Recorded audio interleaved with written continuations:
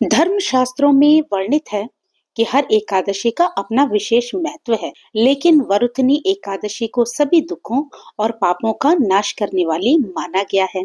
राधे राधे भक्तों, आप सभी को वरुथनी एकादशी की हार्दिक शुभकामनाएं। भगवान श्री हरि की कृपा आपके समस्त परिवार पर सदा सर्वदा बनी रहे। कहते हैं कि जो व्यक्ति सच्चे मन से इस व्रत को करता है, उसके जीवन की हर बाधा धीरे धीरे समाप्त हो जाती है और भगवान विष्णु की कृपा उस पर बनी रहती है। आज हम आपको सुनाने जा रहे हैं वरुथनी एकादशी की पावन कथा, जो हमें ये सिखाती है कि कैसे भक्ति, संयम और विश्वास से जीवन के सबसे बड़े संकट भी दूर हो सकते हैं। तो आइए श्रद्धा और भक्ति के साथ सुनते हैं ये दिव्य कथा। धर्मराज युधिष्ठिर भगवान श्री कृष्ण से बोले, हे भगवान, मैं आपको नमस्कार करता हूँ। आपने चैत्र मास के शुक्ल पक्ष की एकादशी अर्थात कामदा एकादशी के बारे में विस्तार पूर्वक बतलाया। अब आप कृपा करके वैशाख कृष्ण एकादशी का क्या नाम है, इसे बताइए तथा उसकी विधि एवं महात्म में क्या है। भगवान श्री कृष्ण ने कहा, हे राजेश्वर, वैशाख मास की कृष्ण पक्ष की एकादशी को वरुथनी एकादशी के नाम से जाना जाता है। ये सौभाग्य देने वाली, सभी पापों को नष्ट करने वाली तथा अंत में मोक्ष देने वाली है। इसकी महात्म्य कथा मैं तुमसे कहता हूँ, तुम एकाग्रचित होकर सुनो। प्राचीन काल में नर्मदा नदी के तट पर मांधाता नामक एक राजा राज्य करते थे। वे अत्यंत दानशील तथा तपस्वी थे। एक दिन जब वे जंगल में तपस्या कर रहे थे, तभी न जाने कहां से एक जंगली भालू आया और राजा का पैर चबाने लगा।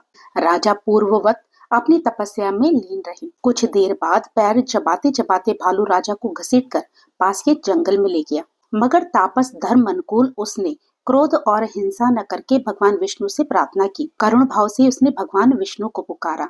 उसकी पुकार सुनकर भगवान श्री हरि विष्णु प्रकट हुए और उन्होंने चक्र से भालू को मार डाला। राजा का पैर भालू पहले ही खा चुका था। इससे राजा बहुत ही शोकाकुल हुए। उन्हें दुखी देखकर भगवान विष्णु बोले, हे वत्स, शोक मत करो। तुम मथुरा जाओ और वरुथनी एकादशी का व्रत रखकर मेरी वराह अवतार मूर्ति की पूजा करो। उसके प्रभाव से तुम पुनः सुदृढ़ अंगों वाले हो जाओगे। इस भालू ने तुम्हें जो काटा है, ये तुम्हारे पूर्व जन्म का अपराध था। भगवान की आज्ञा मानकर राजा मांधाता ने मथुरा जाकर श्रद्धा पूर्वक वरुथनी एकादशी का व्रत किया। इसके प्रभाव से राजा शीघ्र ही पुनः सुंदर और संपूर्ण अंगों वाला हो गया। इसी एकादशी के प्रभाव से राजा मांधाता स्वर्ग गए थे। जो भी व्यक्ति भय से पीड़ित है, उसे वरुथनी एकादशी का व्रत रखकर भगवान विष्णु का स्मरण करना चाहिए। इस व्रत को करने से समस्त पापों का नाश होकर मोक्ष मिलता है। तो प्रेम से बोलिए विष्णु भगवान जी की जय हो। तो भक्तों, ये थी वरुथनी एकादशी की पावन कथा। भगवान श्री हरि की कृपा से ये कथा सुनने और सुनाने मात्र से सभी पापों का नाश होता है और जीवन में सुख समृद्धि का आगमन होता है। अगर आपने सच्चे मन से इस कथा को सुना है, तो भगवान विष्णु आपकी सभी मनोकामनाएं पूर्ण करें। जय श्री हरि, जय श्री राधे कृष्ण। अगर आपको ये कथा अच्छी लगी हो तो वीडियो को लाइक करें, अपने प्रियजनों के साथ शेयर करें और चैनल को सब्सक्राइब करना न भूलें, ताकि आपको ऐसी ही और भी धार्मिक कथाएं मिलती रहें। धन्यवाद।